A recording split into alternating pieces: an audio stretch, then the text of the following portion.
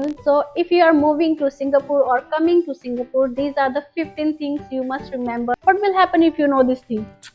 You may face the severe issues. So let's discuss all things one by one, and hope you like this video. Very useful. If you like it, please press on the like button. This will help you to promote this video further, and it really helps who really want to move Singapore and want to know what are the important things they must remember before coming to Singapore. So let's start the video. The first important point is chewing gum. Is it really banned in Singapore? Yes, it's really banned. You cannot eat, sell and eat in Singapore.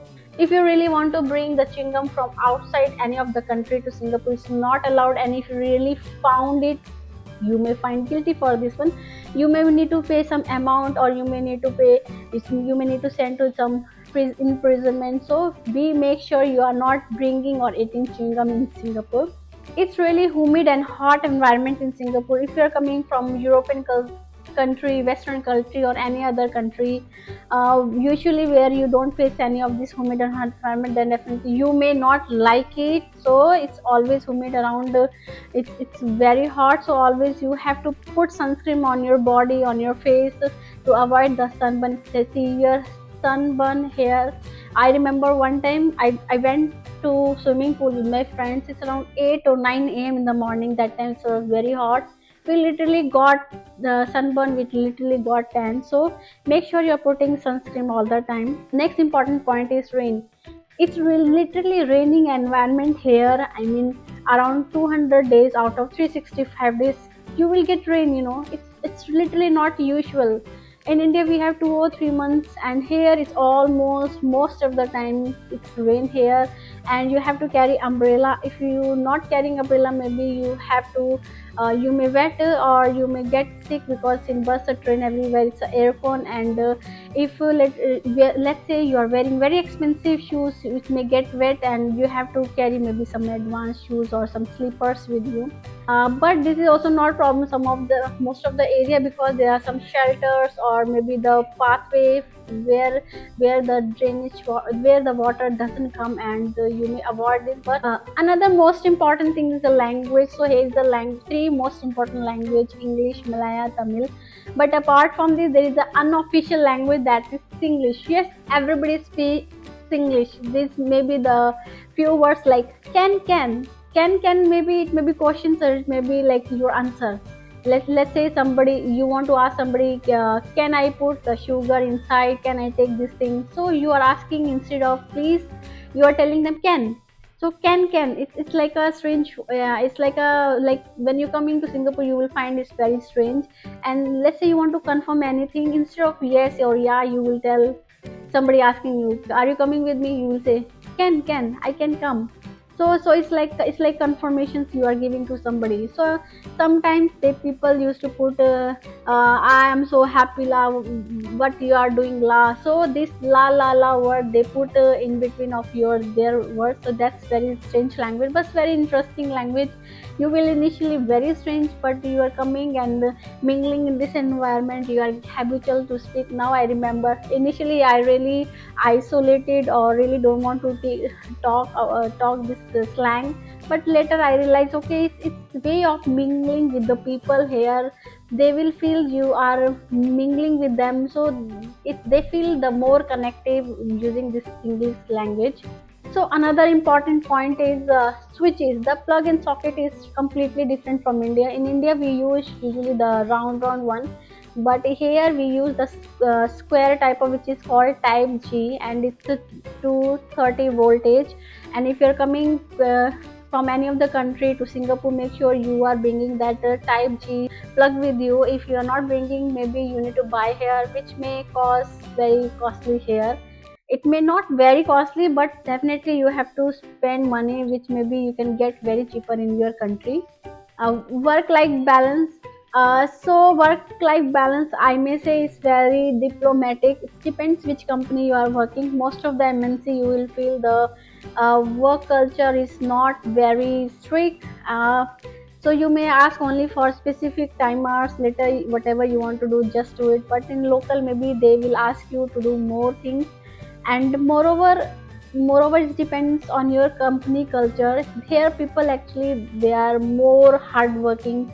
I have seen in India, I mean, people work, but they just to work as per their convenience. I mean, I have seen it when I came to Singapore.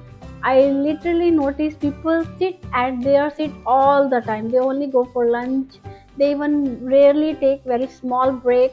But this is I find very difficult to sit at the seat at all the time. But later now I accepted this culture, and I also nowadays I mean I have accepted this, and now I can sit for very long on my chair. And you do whatever, I mean, you have work, you don't have work, just keep doing maybe something in your laptop, maybe in your phone, or you do anything.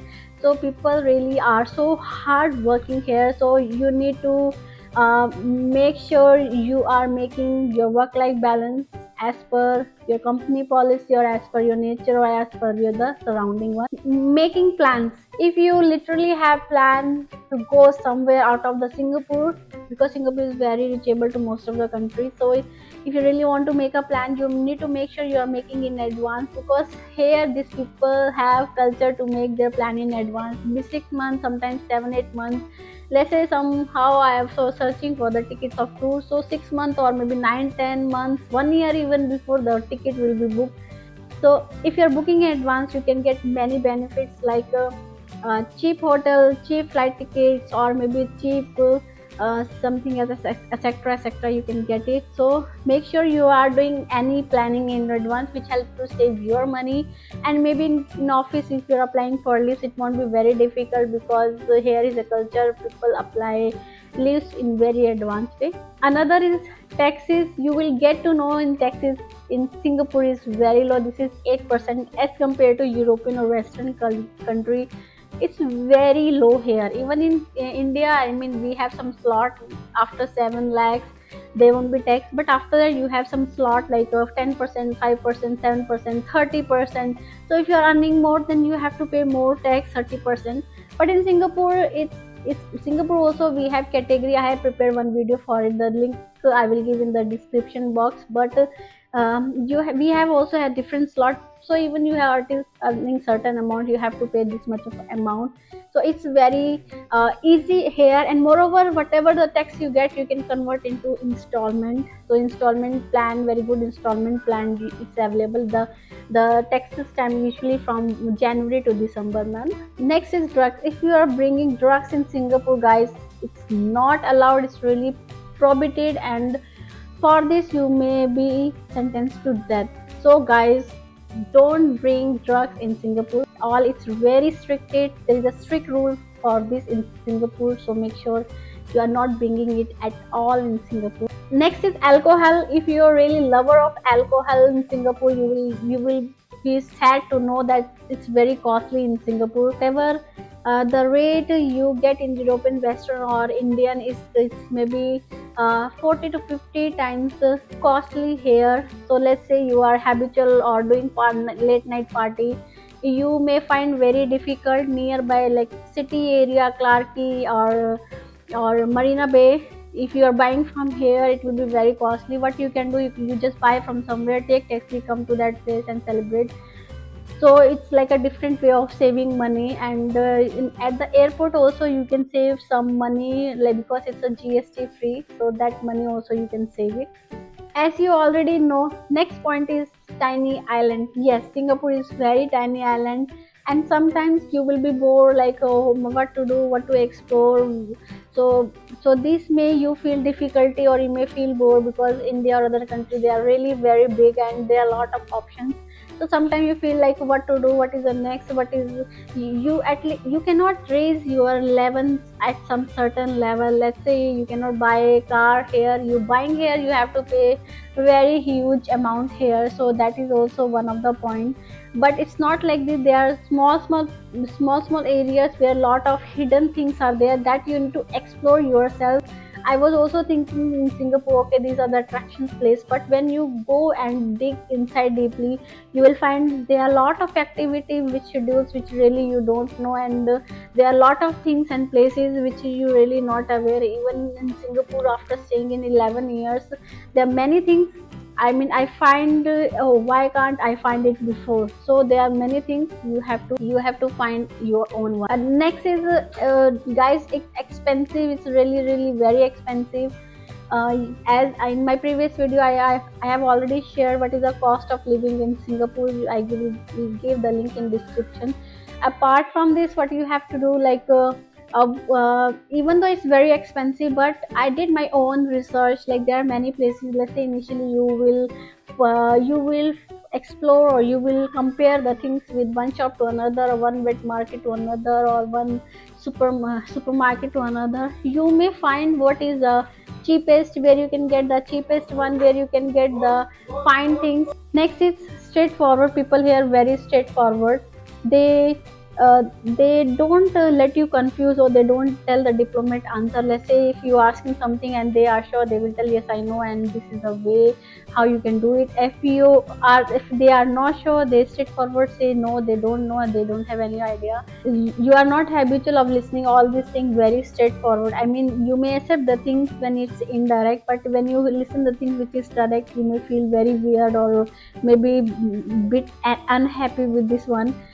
Sometimes I remember one time, I was having the keypad in my initial days, and literally I want to go to one place. So before going to that place, because I was very scared to ask people questions, so I did all my research: what bus I have to take, what is the number of bus stops, where I have to go, which direction, so here where I have to call. So all this research I did in advance, and I literally I didn't ask luckily that time. And luckily I reached to that place as per my uh, own plan. But let's say in case if I forgot or don't know, but at that time I was literally scared to ask people whether I can ask or not, because I really see people here ask for help. they have their they have their own tool, or they have many tool, like let's say the phone or maybe the laptop.